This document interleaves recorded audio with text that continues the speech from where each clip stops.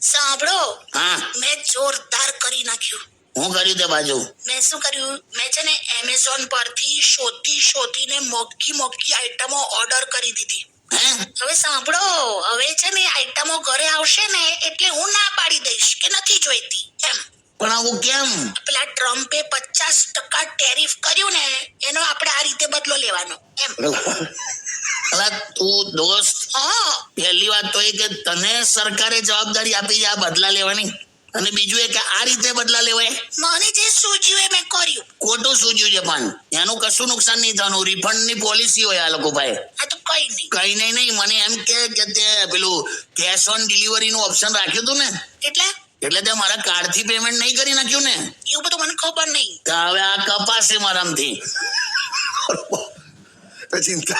ચિંતા ના કરશો, એ રિફંડ આવી જશે પાછું. એટલે આ બધું કર્યા કરવાનું મારે. તું હેલો, હા, તું યાર નવરા બેઠા પણ ખર્ચો કરાવી દે છે. બોલ શું હવે? તું બિઝી રે, કંઈક ને કંઈક કામમાં વ્યસ્ત રે, નવરી ના બેસ.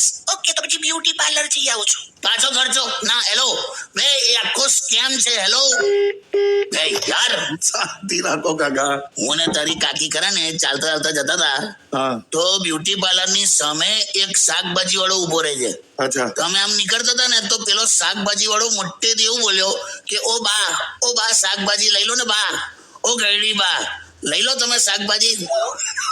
તારી કાકી કે મને બા કે છે? બા ગુસ્સામાં સીધી સામે વાળા બ્યુટી પાર્લર માં જતી રહી. અચ્છા. અને મેં બહાર ઉભા શોધી કાઢ્યું હા, કે આ શાકભાજી વાળો બ્યુટી પાર્લર વાળાનો જ માણસ છે.